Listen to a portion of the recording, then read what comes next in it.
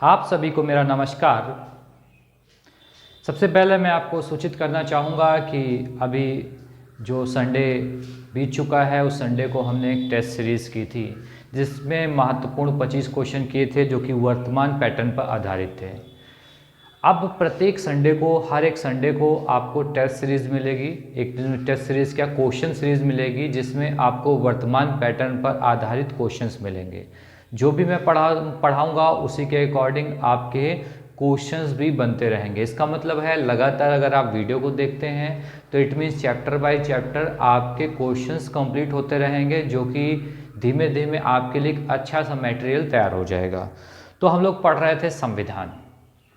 तो संविधान की बात हमने की, तो फाइनली संविधान के अंतर्गत आज हम पढ़ेंगे संविधान सभा की समितियाँ, संविधान की सभा की समितियाँ और उनके अध्यक्ष। उससे पहले हम कुछ और चर्चा करते हैं। जैसे कि बात करें तो संविधान को जनता द्वारा कब स्वीकार किया गया या अंगीकृत किया गया, तो 26 नवंबर 1949 को किया गया। 26 नवंबर 1949 को स्वीकृत किया गया और क्या हुआ, 26 जनवरी 1950 को संविधान जो है लागू कर दिया गया। तो हम यहाँ पर बात करेंगे संविधान सभा जो थी, तो संविधान सभा में कुल कितने सदस्य थे। तो चर्चा करें तो संविधान सभा में कुल 389 सदस्य थे। कितने थे? 389 सदस्य थे। तो ये तो आम बात है, ये क्वेश्चन ना ही आपको देखने को मिलेगा, लेकिन ये क्वेश्चन आपको मिल सकता है कि संविधान सभा में कुल महिला सदस्यों की संख्या कितनी थी या कितनी महिलाओं ने संविधान बनाने में अपनी अहम भूमिका निभाई। तो 15 महिला सदस्य थी, जिनमें से एकमात्र मुस्लिम महिला थी जिनका नाम था बेगम एजाज रसूल। क्या था? बेगम एजाज रसूल एकमात्र मुस्लिम महिला थी। 15 मुस्लिम महिलाओं की बात की जाए तो उसमें विजय लक्ष्मी पंडित थी, उसके अलावा बात करें राजकुमारी अमृत कौर थी, उसके अलावा बात करें तो सरोजनी नायडू थी, उसके अलावा बात करें तो सुचेता कृपलानी थी, उसके अलावा बात करें तो पूर्णिमा बनर्जी थी, उसके अलावा बात करें तो लीला राय थी, उसके अलावा बात करें तो जी दुर्गाबाई थी, उसके अलावा बात करें तो हंसा मेहता थी और कमला चौधरी थी और रेणुका राय और मालती चौधरी और दच यानी वेलायुधन और बेगम एजाज रसूल जो कि एकमात्र मुस्लिम थी, उसके अलावा एनी मस्करीनी और लास्ट की बात करें 15 की बात करें तो अम्मू स्वामीनाथन। ठीक है, तो ये 15 महिलाएं थी। किसमें थी? इस संविधान सभा में जो कुल सदस्य थे उनमें 15 महिला सदस्य थी। कुछ अन्य कार्यों की बात करें जो अक्सर एग्जाम में छोटे छोटे पॉइंट्स से आ जाते हैं, जैसे राष्ट्रीय ध्वज को कब स्वीकार किया गया। तो देखिए राष्ट्रीय ध्वज को कब स्वीकार किया गया, तो 22 जुलाई 1947 को राष्ट्रीय ध्वज को स्वीकार किया गया था। राष्ट्रीय ध्वज जिसकी रूपरेखा किसने तैयार की थी, एग्जाम में क्वेश्चन आ चुका है और इम्पॉर्टेंट भी है। पिंगली वेंकैया ने इसकी रूपरेखा तैयार की थी। और जो हमारा राष्ट्रीय ध्वज है जिसे क्या बोला जाता है, तिरंगा। उसे तिरंगा क्यों बोला जाता है? क्योंकि उसमें 3 रंग होते हैं, केसरिया, सफ़ेद और हरा।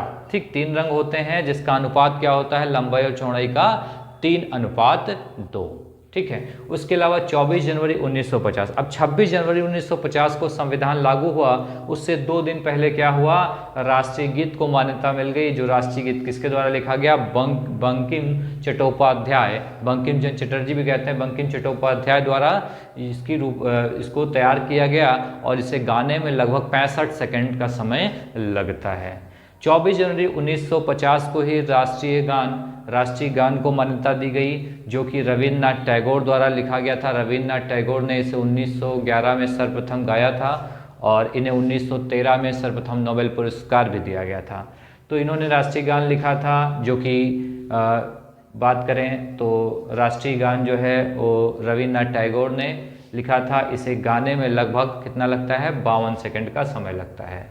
26 जनवरी 1950 को संविधान लागू हुआ, उससे 2 दिन पहले भारत के प्रथम राष्ट्रपति का चुनाव हो गया।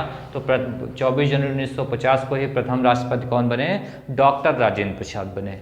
तो ये बिल्कुल छोटे छोटे पॉइंट्स हैं जो अक्सर एग्ज़ाम में देखने को छोटे छोटे एग्ज़ाम्स में मिल जाते हैं, और कभी कभी इन पे गलती होने के भी चांसेस ज़्यादा होते हैं, क्योंकि क्या बिल्कुल बेसिक्स है, कभी कभी बेसिक्स गलत हो जाए, तो इनको भी ध्यान में रखना है। अब हम बात करते हैं संविधान सभा की समितियों की। तो बात करें कि एक प्रस्ताव लाया गया था, उद्देश्य प्रस्ताव, जो कि संविधान सभा की तीसरी बैठक जो 13 दिसंबर 1946 को हुई, किसके द्वारा लाई गई थी? जवाहरलाल नेहरू। तो 22 जनवरी 1947 को उद्देश्य प्रस्ताव को स्वीकृति मिलने के बाद संविधान सभा ने संविधान के निर्माण के लिए विभिन्न समितियों का गठन किया। विभिन्न समितियों की बात की जाए तो उसमें 23 कुल समितियां थी। कुल समितियां कितनी थी? 23, जिनमें से 8 बड़ी समितियां थी और छोटी समितियां थी। तो इन 8 बड़ी समितियों से, इन समितियों से क्वेश्चन बहुत पूछे जाते हैं, इनके अध्यक्ष पूछे जाते हैं, तो इन पर हम चर्चा करेंगे। इन पे बहुत सारी ट्रिक्स बनी है, पर मुझे नहीं लगता वो ट्रिक्स आपके लिए उतनी उपयोगी हैं। उससे बेटर हो कि आप इसे लर्न कर लें। ईजी है, टफ नहीं है। जैसे कि पहली बड़ी समितियों की बात करें तो संघ शक्ति समिति। तो देखिए, जहां पर संघ लगा हो, संघ और संघ और साथ में राज्य, तो संघ और राज्य की बात की जाएगी। तो देखिए, यहाँ संघ और यहाँ राज्य। जहाँ संघ और राज्य की बात की जाएगी, वहाँ उसके अध्यक्ष कौन हो जाएंगे? पंडित जवाहरलाल नेहरू। देखिए, संघ शक्ति समिति जवाहरलाल नेहरू, संघीय संविधान समिति पंडित जवाहरलाल नेहरू, और नीचे देखिएगा राज्यों के लिए समिति, तो कौन? पंडित जवाहरलाल नेहरू। तो ये 8 बड़ी समितियों में से 3 समितियों के अध्यक्ष कौन हो गए? पंडित जवाहरलाल नेहरू। संघ राज्य, ठीक है, जहां संघ राज्य हो वहां पर क्या हो गया? कौन हो गया? पंडित जवाहरलाल नेहरू। उसके बाद आ गया प्रांतीय संविधान समिति। अब प्रांतों के लिए जिसने संविधान समिति बनाई, तो सरदार वल्लभ भाई पटेल, जिन्हें जो है सरदार की उपाधि किसने दी थी? ठीक है, तो ये भी क्वेश्चन बनता है। तो सरदार वल्लभ भाई पटेल की बात करें तो प्रांतीय संविधान समिति। अब देखो, प्रांतों के लिए जो संविधान समिति बनी उसका अध्यक्ष कौन है? सरदार वल्लभ भाई पटेल। उसके अलावा देखिए, मूल अधिकार, प्रांतीय और मूल अधिकार एवं अल्पसंख्यक, तो जहां प्रांतों के लिए आया वहां सरदार वल्लभ भाई पटेल, मूल अधिकार आए सरदार वल्लभ भाई पटेल, अल्पसंख्यक आए सरदार वल्लभ भाई पटेल। ठीक है, तो 3 हो गई पंडित जवाहरलाल नेहरू के द्वारा, संघ राज्य। उसके अलावा सरदार वल्लभ भाई पटेल। प्रांतों के लिए बात करें तो सरदार वल्लभ भाई पटेल। मूल अधिकार एवं अल्पसंख्यक के लिए तो कौन है? सरदार वल्लभ भाई पटेल। 5 हो गई। उसके अलावा बात करें प्रारूप समिति, मोस्ट इंपॉर्टेंट है, कई बार एग्जाम में आया है, टेट के एग्जाम में भी आया है और भी कई एग्जाम में आया है प्रारूप समिति। तो इसके अध्यक्ष कौन है? डॉक्टर भीमराव अंबेडकर। प्रारूप समिति पे हम चर्चा, स्पेशली इसके लिए हम एक टॉपिक बनाएंगे जिसपे हम इससे चर्चा करेंगे, प्रारूप समिति। तो इसके अध्यक्ष कौन थे? डॉक्टर भीमराव अंबेडकर। बहुत ही इंपॉर्टेंट है, इसे बहुत ध्यान से देखिएगा। उसके अलावा होते हैं प्रक्रिया नियम समिति। अब प्रक्रिया नियम समिति इट मीन्स जो भी प्रोसेस था, जो भी प्रक्रिया थी, उसके लिए जो नियम समिति बनी हो, किसके द्वारा बनी? उसके अध्यक्ष कौन थे? डॉक्टर राजेंद्र प्रसाद, जो कि भारत के प्रथम राष्ट्रपति भी थे, डॉक्टर राजेंद्र प्रसाद। उसके अलावा संचालन समिति की बात करें तो संचालन समिति के भी कौन हो गए?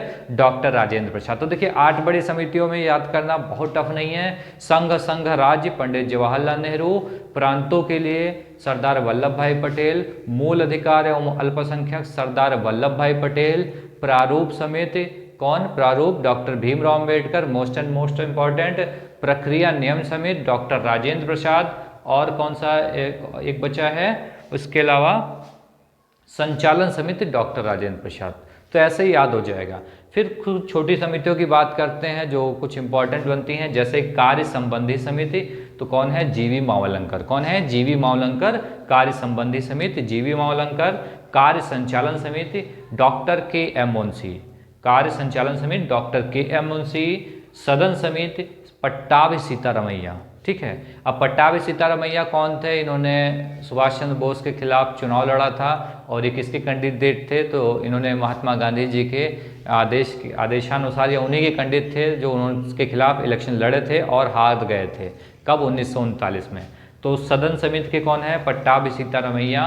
और राष्ट्र ध्वज या झंडा समिति, मोस्ट इंपॉर्टेंट ये भी बनता है क्योंकि बहुत सारी बुक्स में आपको जेबी कृपलानी मिलेगा। ठीक है, लेकिन राष्ट्र ध्वज या झंडा समिति की बात करें तो इसका आंसर होगा, इसके अध्यक्ष होंगे राजेंद्र प्रसाद। ठीक है, तो यहाँ राइट आंसर आपका क्या होगा? राजेंद्र प्रसाद।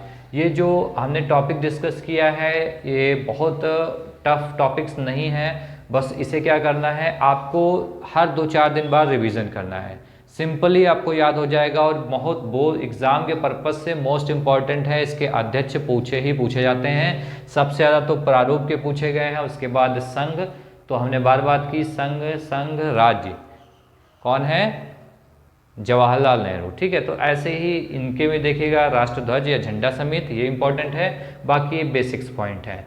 राष्ट्रीय ध्वज पे और भी पॉइंट्स आप देख सकते हैं, जैसे कि केसरिया रंग किसका प्रतीक है, सफ़ेद किसका प्रतीक है, हरा किसका प्रतीक है, ये आप लोग खुद सर्च करें।